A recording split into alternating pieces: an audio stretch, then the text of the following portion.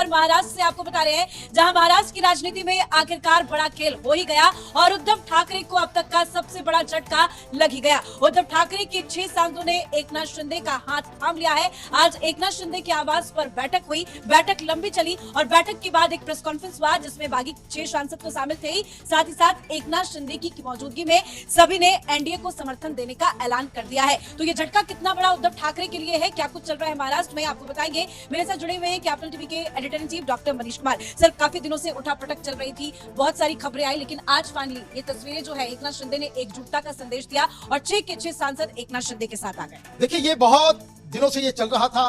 Capital TV लगातार इसके ऊपर हम लोग अपडेट देते चले जा रहे थे कि किस तरीके से ऑलरेडी इन 6 के 6 सांसदों ने बाकायदा स्पीकर महोदय ओम बिरला से मुलाकात की थी 18 तारीख को, और 18 तारीख को ही अपनी चिट्ठी भी दे दी थी। तो कई सारी चीजें उसके बाद हुई, किस तरह से गाली गलौज किया गया, किस तरीके से। तो आज ये तारीख मुकर्रर की गई थी कि आज मुंबई के अंदर सब के सब पब्लिकली सामने आकर के बताएंगे कि वो फाइनली उद्धव ठाकरे की शिवसेना, जो अब कोई सेना बची नहीं, उसके साथ ये लोग नहीं है। इन लोगों ने एकनाथ शिंदे को अपना लीडर बना दिया। अब वहां जो बातें की गई, एक तो सारे लोग सामने आकर के मीडिया के सामने इन लोगों ने कहा कि नहीं, हम बकायदा शिंदे के गुट में शामिल हो रहे हैं, हम एनडीए के साथ आ रहे हैं, उद्धव ठाकरे को हम लोगों ने छोड़ दिया। कई सारे कारण बताए गए, लेकिन शिंदे साहब ने टिका करके उन्होंने जवाब दिया जो पिछले 4-5 दिनों से संजय राउत और उद्धव ठाकरे की तरफ से जो भाषा का इस्तेमाल किया जा रहा था। क्या कहा गया था? ये कहा गया था कि ऑपरेशन टाइगर नहीं, ये ऑपरेशन भेड़िया है, ऑपरेशन वुल्फ है। लेकिन क्या हुआ? आज इन्होंने कहा कि हम रियल टाइगर हैं और ये 6 के 6 जो बैठे हुए हैं ये सब शेर हैं। और ऑपरेशन टाइगर जो हमने शुरू किया था कि कोई भी ऑपरेशन बिना कंप्लीट किए हुए हम रुकते नहीं है, थकते नहीं है। दूसरी चीज उन्होंने कहा कि जो सबसे बड़ा कारण है कि क्यों ये लोग इधर आए हैं, वो विचारधारा को बताया गया कि विचारधारा की वजह से, कि जिस तरीके से उद्धव ठाकरे ने विचारधारा को छोड़ दिया है, इसलिए वो लोग इधर आए हैं। और एक एक करके सबका नाम लिया गया, बकायदा सबके साथ एक फोटोग्राफ लिया गया, नाम बताया गया, संजय हरिभाऊ जाधव, संजय दीना पाटिल, संजय उत्तम राव देशमुख। ये 3 नाम लेने के बाद उन्होंने कहा कि बहुत सारे हमारे पास संजय आ गए। आप ये देखिए क्या इशारा किया उन्होंने कि तुम्हारे पास एक संजय है, हमारे पास 3-3 संजय जो है एक साथ जो है इधर आ गए। तो संजय राउत को जो एक पूरा विलन बनकर के आए हुए, जिस तरीके से उद्धव ठाकरे के एक जमाने में बहुत ही नजदीक लीडर है ना प्रताप सरनाइक, उसने आज क्या कहा? उसने आज यही कहा कि संजय राउत की बोली की वजह से उन्होंने कहा कि भाई हम धन्यवाद देते हैं, मतलब शिंदे गुट के वो प्रोमिनेंट लीडर हैं।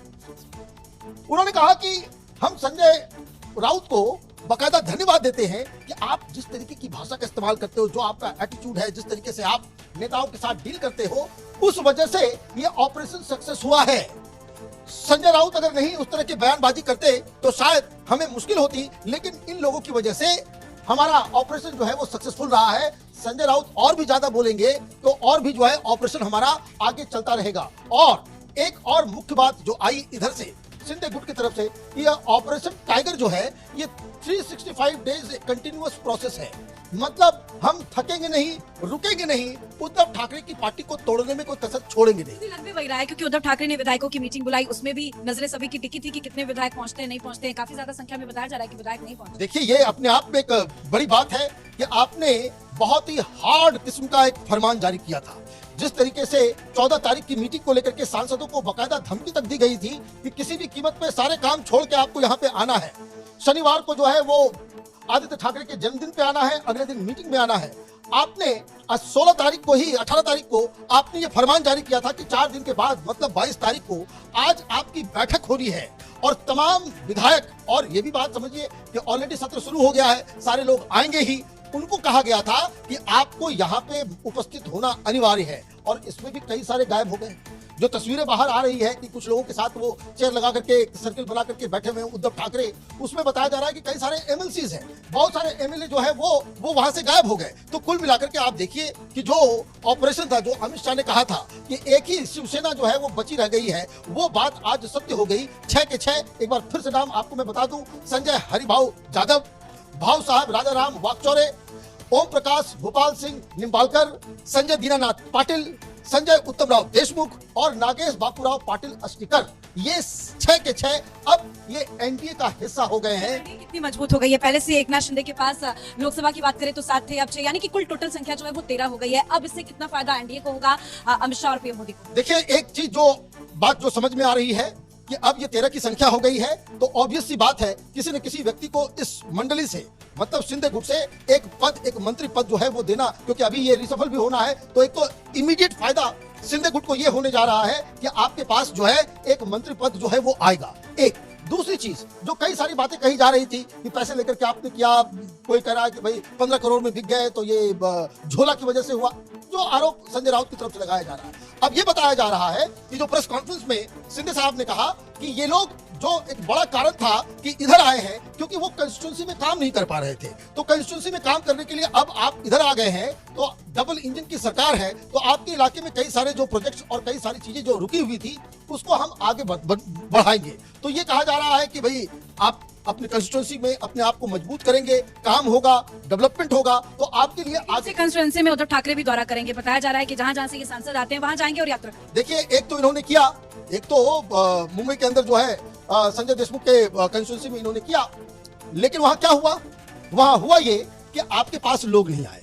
आपने यही तमाशा किया था जब सारे लोग टूटे थे, जब विधायक आपके गए थे, तब भी आपने यही तेवर दिखाया था कि हम घूम घूम के, भाई जब ऑलरेडी पार्टी टूट गई तब घूमने से आपको क्या फायदा होने वाला है? यही तो ये कह रहे हैं कि आप मातोश्री से पार्टी को चला रहे थे।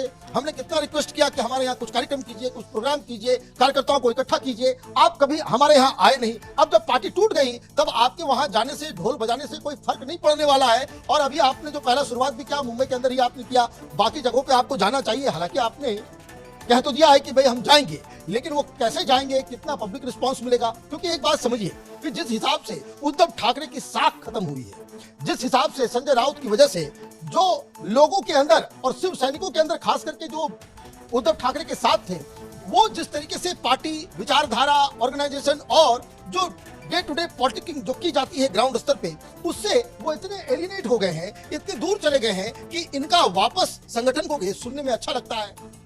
जब शरद पवार की भी पार्टी टूटी थी तो ऐसे ही उन्होंने कहा था कि हम करेंगे। एक कोई तस्वीर आ गई थी कि बारिश में खड़े होकर के वो भाषण दे रहे हैं, लोगों को लगा कि नहीं फिर से वो रिवाइव हो जाएगा। क्या हुआ?